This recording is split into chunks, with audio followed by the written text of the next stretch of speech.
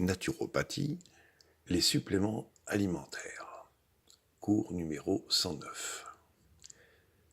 Qu'est-ce qu'un supplément alimentaire ?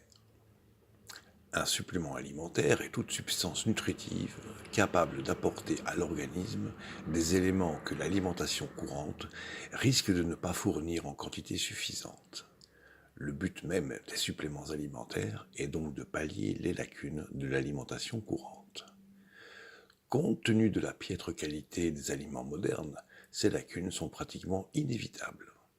Le raffinage des aliments, la dénaturation par l'ajout d'additifs chimiques indésirables, les méthodes de culture déficientes dues à l'appauvrissement des sols et le recours aux engrais chimiques sont autant de situations qui justifient la qualité douteuse des aliments modernes. Si on ajoute à ces déplorables situations l'omniprésente pollution de notre environnement, on peut mieux comprendre l'importance d'un apport nutritionnel supplémentaire. Les suppléments existent pour répondre à notre besoin fondamental d'une bonne nutrition. Dans un monde idéal où l'accent serait mis fondamentalement sur la qualité des aliments et dans lequel toute forme de pollution serait inexistante, les suppléments alimentaires seraient moins nécessaires. Néanmoins, les individus qui visent une nutrition parfaite seraient bien avisés de recourir quand même à certains suppléments. Malheureusement, ces conditions idéales n'existent pas. Les suppléments alimentaires sont donc essentiels à quiconque désire éviter les carences nutritionnelles. Cette supplémentation ne relève pas d'un caprice alimentaire, mais d'une nécessité quasi vitale. Le faux argument de la bonne alimentation. Certains individus prétendent que les gens qui s'alimentent bien n'ont pas besoin de suppléments alimentaires. C'est faux.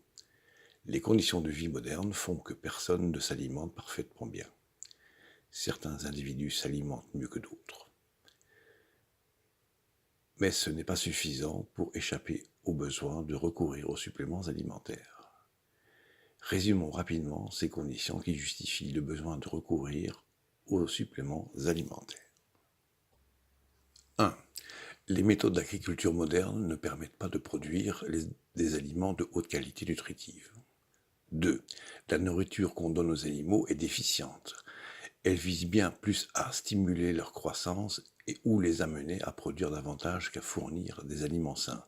Une vache qui ne sort jamais de l'étable, qui ne broute pas l'herbe des champs et qu'on nourrit à l'aide de moulées stimulantes ne peut pas donner un lait de haute qualité. Les poules qu'on entasse ensemble dans un immense poulailler, qui ne voient jamais la lumière du jour et qui sont nourries de façon à stimuler la ponte, ne peuvent pas donner des œufs de bonne qualité. Les végétaux sont soumis à des arrosages de pesticides, d'insecticides et herbicides qui intoxiquent celui-ci qui les consomme. Cette situation réclame plus de nutriments pour que l'organisme puisse se débarrasser des substances toxiques qu'apportent ces végétaux. 4. L'industrie alimentaire fait subir aux aliments des transformations qui diminuent leur valeur nutritive. Par exemple, le simple fait de raffiner la farine de blé lui fait perdre 85% de son magnésium. 5. Les fruits sont souvent récoltés prématurément. Leur maturation est incomplète et ne permet pas le développement de tout leur potentiel nutritif. 6. Plusieurs personnes s'adonnent à diverses toxicomanies, alcool, tabac, drogue récréative. Ces pratiques non seulement intoxiquent l'organisme, mais conduisent à de nombreuses carences nutritionnelles. À cela, il faut ajouter une forte consommation de médicaments de synthèse qui accentuent l'intoxication et les carences nutritionnelles. Toutes ces conditions, fréquemment rencontrées dans la vie moderne, indiquent l'absolue nécessité de prendre des suppléments alimentaires pour limiter les dégâts causés à l'organisme et échapper à de sérieux problèmes de santé. Classification des suppléments alimentaires. Il existe plusieurs catégories de suppléments alimentaires. Chacune de ces catégories vise un but nutritionnel bien précis. Soulignons d'abord que les suppléments alimentaires ne doivent pas être confondus avec des substances dites thérapeutiques. Les suppléments alimentaires n'ont pas pour but premier de favoriser la guérison des maladies, mais bien de nourrir adéquatement l'organisme.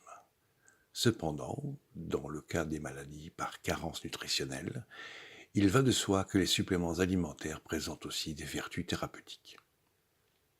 Il importe de bien comprendre à ce sujet que les problèmes de santé résultant de carences nutritionnelles ne sont pas de véritables maladies. Il s'agit plutôt de situations impliquant un manque. La personne qui manque, par exemple, d'une vitamine spécifique, n'est pas vraiment malade.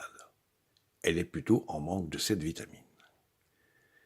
Cette notion n'a pas été développée dans notre cours sur les principes de base de la santé au moment où nous avons traité les maladies par carence. Il est plus pertinent de le faire maintenant dans ce cours sur les suppléments alimentaires. Dirait-on d'une personne qui est en train d'étouffer qu'elle est malade? Non, on dira plutôt qu'elle manque d'air. Cette situation peut cependant entraîner la mort de cette personne. Elle est donc très sérieuse, sauf que ce n'est pas une maladie. Si l'air peut à nouveau s'introduire dans ses poumons, le problème sera corrigé. Cette personne manque d'air, au même titre qu'une autre peut manquer d'un nutriment en particulier. Si on lui donne ce nutriment, le problème pourra être corrigé. Si on ne lui fournit pas ce nutriment, la personne pourrait mourir. Par exemple, une grave carence en vitamine C entraîne le scorbut et peut devenir mortelle. Les carences nutritionnelles sont donc bel et bien des manques qui peuvent être comblés par un apport alimentaire adéquat. C'est en ce sens que le comblement des carences ne constitue pas un geste thérapeutique, mais bel et bien un geste nutritionnel. Lorsqu'on parle de suppléments thérapeutiques, on fait appel à toute autre situation. Si, par exemple, une personne souffre d'un trouble respiratoire, on peut lui recommander un supplément thérapeutique. On pourrait lui recommander une plante particulière, de l'eucalyptus en l'occurrence. Cette plante n'a pas pour but de nourrir, mais bien de continuer à corriger un problème de santé. Les suppléments alimentaires sont donc uniquement d'ordre nutritionnel. Il existe ainsi des suppléments vitaminiques, des suppléments minéralogiques, des suppléments protéiniques, des suppléments lipidiques et des suppléments divers. Les suppléments vitaminiques. On trouve ces suppléments sous deux formes. Les vitamines proprement dites et les substances alimentaires riches en vitamines. La première forme est bien connue. Elle se présente généralement accompagnée de minéraux multiples. La seconde forme l'est un peu moins de nos jours. La levure en est un exemple. Elle apporte notamment des vitamines du complexe B. Il en va de même du pollen de fleurs. L'huile de foie de poisson, de son côté, apporte la vitamine A. Pour sa part, l'huile de germe de blé apporte de la vitamine E. La liste des suppléments qui peuvent apporter des vitamines, en quantité appréciable, n'est pas limitée aux substances énumérées plus haut. Par contre, les exemples fournis illustrent bien cette catégorie de suppléments. Les suppléments minéralogiques. Tels que précisés plus haut, on peut trouver des suppléments minéralogiques dans les suppléments de vitamines et de minéraux multiples. Dans ce type de suppléments, deux problèmes se présentent. Dans un premier temps, il est pratiquement impossible d'y trouver des minéraux en quantité appréciable, sauf évidemment dans le cas des oligo-éléments. Les minéraux occupent un volume relativement important. Faute d'espace, on les retrouve donc en quantité minime dans les suppléments de vitamines et minéraux multiples. Dans un deuxième temps, les fabricants de suppléments de vitamines et minéraux multiples ont tendance à y mettre des minéraux inorganiques. Ils le font principalement parce que ces minéraux ne sont plus concentrés pour un volume donné que les minéraux organiques. Dans les suppléments de vitamines et minéraux multiples, il n'est pas rare d'y trouver du carbonate de calcium, du chlorure de potassium ou de l'oxyde de magnésium. Il s'agit évidemment de minéraux inorganiques. Cependant, comme nous l'avons vu dans notre cours sur les constituants alimentaires, les minéraux organiques conviennent bien plus à l'organisme. On trouve des minéraux organiques dans des suppléments spécifiques. La personne qui a besoin de calcium choisira donc un supplément de citrate de calcium, de gluconate de calcium ou encore de lactate de calcium. Ce calcium est alors présenté sous une forme organique qui convient beaucoup mieux au corps humain. Ce qui est vrai pour le calcium l'est également pour tous les autres minéraux et oligo-éléments. On peut trouver sur le marché des suppléments alimentaires tous les minéraux et oligo-éléments sous différentes formes organiques. Ce sont des suppléments qu'il faut rechercher. Dans le cas des oligo-éléments, on peut utiliser un supplément d'algues marines. On peut aussi utiliser des suppléments organiques spécifiques pour chaque oligo-élément. Une personne qui a besoin de fer peut se tourner vers le fumarate de fer. Celle qui a besoin de zinc peut prendre du gluconate de zinc, et ainsi de suite. Les suppléments protidiques. Bien que nous considérons les besoins en protéines dans l'organisme comme étant limités, il existe des suppléments de protéines. Ces suppléments proviennent de différentes sources, levure, œufs, lait, soja, etc. Ces suppléments sont surtout recherchés par les sportifs, en particulier les culturistes qui visent à accroître leur volume musculaire. Ils sont parfois aussi recommandés aux personnes âgées pour éviter de perdre leur masse musculaire. En réalité, ces personnes ont bien plus besoin d'activité physique que de suppléments protéiques pour éviter les pertes musculaires. Le simple fait de consommer plus de protéines n'a jamais permis de sauvegarder la masse musculaire de qui que ce soit. Dans la catégorie des suppléments protéiques, il faut inclure les acides aminés isolés. On en trouve plusieurs sous forme de suppléments L-arginine, L-glutamine, L-lysine, L-tyrosine, etc. Les suppléments lipidiques. Jadis, les acides gras essentiels étaient considérés comme des vitamines. On les identifiait à la vitamine F. Aujourd'hui, on comprend qu'il ne s'agit pas de vitamines. En fait, les acides gras essentiels sont requis en trop grande quantité par l'organisme pour répondre à la définition même d'une vitamine. Mais ils ne sont pas moins utiles à l'organisme pour autant. On peut trouver les acides gras dans la grande famille des suppléments alimentaires. Ils sont généralement présentés sous forme de gélules. Celles-ci peuvent contenir de l'huile de graines de lin, une importante source d'acides gras de type oméga 3. Elles peuvent aussi contenir de l'huile de poisson. Elles apportent alors de l'EPA et du DHA, deux autres acides gras du type oméga 3. Dans la famille des suppléments lipidiques, on trouve aussi de l'huile d'ail. Il s'agit en fait d'un supplément d'ail présenté dans une base d'huile. Il faut parler également des suppléments d'huile de germe de blé, que nous avons classifiés plus haut dans la catégorie des suppléments vitaminiques pour leur teneur en vitamine E. De plus, cette huile renferme aussi d'autres substances intéressantes comme l'octacosanol. On peut aussi placer la lécithine dans la catégorie des suppléments lipidiques. Il s'agit en fait d'une substance qui joue plusieurs rôles importants dans l'organisme. La lécithine est présente dans certains aliments, le soja, le jaune d'œuf, etc., sous forme de phosphatidylcholine. Cette dernière substance est une phospholipide parmi d'autres. La phosphatidylsérine, la phosphatidylhétanolamine et la phosphatidylinositol. Certains de ces phospholipides sont disponibles sous forme de suppléments. L'huile de graines de citrouille fait aussi partie d'un supplément lipidique. C'est le cas également de l'huile de graines de carotte et d'autres huiles disponibles sur le marché à titre de supplément alimentaire.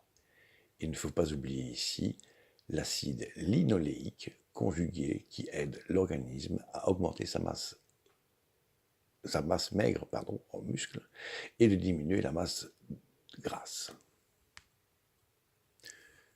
Les suppléments divers. Beaucoup de suppléments alimentaires entrent dans cette catégorie. Mentionnons d'abord les probiotiques. Il s'agit de substances qui ont pour but d'assurer une flore intestinale normale. Dans l'intestin, on trouve divers types de bactéries. Certaines sont utiles, d'autres sont nuisibles. Les probiotiques visent à apporter de bonnes bactéries. Celles-ci prolifèrent alors dans l'intestin et laissent beaucoup moins de place au développement de mauvaises bactéries. Dans l'intestin et ailleurs dans l'organisme, on assiste toujours à une lutte de bonnes bactéries contre les mauvaises. Jadis, on mettait l'accent sur les bactéries du yogourt ou du yaourt comme supplément alimentaire. De nos jours, cette situation a considérablement changé. Le yogourt ou yogourt est devenu un aliment très populaire. On compte sur lui pour nous apporter ces précieuses bactéries. Cependant, il existe beaucoup d'autres bactéries utiles à l'organisme qu'on ne trouve pas dans le yogourt. Ce sont ces bactéries qu'on trouve surtout maintenant dans les probiotiques. Dans la grande catégorie des suppléments divers, il faut aussi mentionner la chlorophylle. Il s'agit d'un pigment vert qu'on trouve dans les plantes. Il est précieux à plus d'un titre pour l'organisme. La chlorophylle est d'abord un purificateur des tissus de l'organisme. D'autre part, sa molécule est très semblable à celle de l'hémoglobine du sang. Au centre de la molécule de chlorophylle, on trouve un atome de magnésium. Au centre de celle de l'hémoglobine, on trouve un atome de fer. L'organisme semble être en mesure d'utiliser la molécule de chlorophylle en remplaçant son magnésium par du fer, afin de constituer ainsi de l'hémoglobine. En donnant un supplément de chlorophylle à des personnes qui manquent d'hémoglobine, on aide l'organisme à corriger le manque d'hémoglobine. Certains suppléments alimentaires sont considérés comme des tonifiants. La gelée royale appartient à cette catégorie. Il s'agit d'une substance qui présente de précieux nutriments et dont l'organisme peut tirer profit. Le pollen de fleurs présente également des propriétés tonifiantes. On peut dire aussi la même chose pour le ginseng et d'autres substances du genre. Dans la catégorie des suppléments divers, il faut absolument ajouter la famille des caroténoïdes. La bêta-carotène est peut-être le plus connu de ces caroténoïdes. On a vu dans un cours précédent que ce caroténoïde pouvait être transformé en vitamine A dans l'organisme. Parmi les caroténoïdes, il faut mentionner la lutéine, une substance qui favorise la santé oculaire et qui protège contre la dégénérescence maculaire. Le lycopène, qui est notamment impliqué dans la prévention du cancer de la prostate.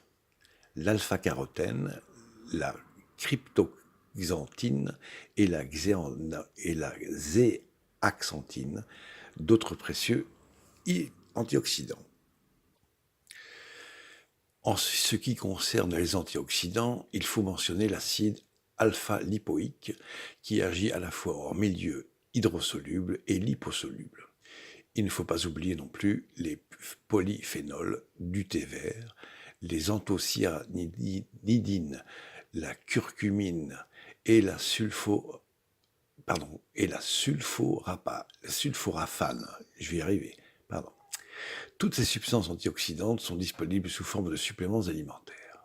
Il y a aussi les suppléments qui exercent une action protectrice sur les tissus articulaires. Le sulfate de glucosamine et autres suppléments du même type, chondroïtine, bois de velours, cartilage de requin, etc., appartiennent à cette catégorie de suppléments divers. Il s'agit de substances essentielles, nutritives, que l'organisme utilise pour l'entretien et la réparation des tissus articulaires, les tendons, ligaments, cartilages, disques intervertébraux, etc. Il faut ajouter ici le SAMe, donc c'est S-adénosyl-L-méthionine, une molécule naturellement formée par la réaction entre la méthionine et l'adénosine triphosphate, ATP. Le SAMe est notamment impliqué dans le métabolisme du cartilage. Le MSM, méthylsulfonylméthane, est un supplément organique de soufre qui pourrait trouver place dans la catégorie des suppléments minéralogiques. Il est placé dans les suppléments divers avec la glucosamine parce qu'il est impliqué dans la nutrition articulaire. Parmi les autres suppléments divers, mentionnons les iflavones de soja, le fruit séché du palmier nain, l'extrait de prêle, le bioflavonoïde, la quercétine, la rutine, la coenzyme Q10 et la propolis. Qui doit prendre des suppléments alimentaires? Voilà une question à laquelle il est facile de répondre. Ce sont les gens qui présentent des carences nutritionnelles et ceux qui veulent éviter de telles carences. Cependant, répondre à la question « quel supplément doit-on prendre ?» est plus difficile. Pour apporter à cette question une réponse adéquate, il faut étudier sérieusement le mode de vie d'une personne en portant une attention toute spéciale à son alimentation. La recommandation des suppléments alimentaires n'est donc pas chose facile. Lorsqu'on identifie une carence nutritionnelle particulière, il est clair qu'on a tout intérêt à tenter de la combler le plus rapidement possible. Si l'on compte sur l'alimentation pour y parvenir, il est certain que le résultat sera moins rapide que si l'on fait appel aux suppléments alimentaires. Les suppléments sont des sources beaucoup plus concentrées de certains nutriments que les aliments. Une personne qui manque de calcium, par exemple, aura de la difficulté à trouver dans son alimentation 1000 mg de ce minéral par jour. La supplémentation pourra par contre lui apporter facilement 3000 mg. Dans le cas d'une carence en vitamine B particulière, le comblement de cette carence sera encore plus problématique en recourant aux aliments. Par contre, la supplémentation pourra corriger rapidement le problème. Si une carence nutritionnelle peut être comblée en 2 semaines par une supplémentation adéquate, quel avantage aurait-on à tenter de le faire par l'alimentation si cette dernière nécessite 2 mois? Lorsque l'organisme est en manque d'un nutriment spécifique, il faut combler ce manque le plus rapidement possible. En fait, on ne comble jamais trop rapidement une carence nutritionnelle. Les personnes qui nient le bien fondé des suppléments alimentaires n'ont probablement jamais réfléchi à la nécessité de combler les carences nutritionnelles et le plus rapidement possible. Souvent, ces personnes n'aiment pas la notion même des suppléments. Elles y voient une sorte de médication ou encore tout simplement une tentative d'exploitation de la crédulité populaire. Les suppléments constituent un précieux outil pour répondre à certains de nos besoins nutritionnels. S'en priver, c'est faire preuve d'une bien mauvaise connaissance de la nutrition. Dans la population en général, on rencontre de nombreux cas de carence nutritionnelle. Beaucoup de troubles de santé en sont le résultat. Si les gens prenaient plus de suppléments et évitaient dans toute la mesure du possible les substances qui provoquent ces carences, alcool, tabac, drogue et médicaments, ils seraient beaucoup moins malades. Les sommes qu'ils consacreraient aux suppléments alimentaires seraient beaucoup moins grandes que celles consacrées à la consommation de substances toxiques. Fin de ce cours.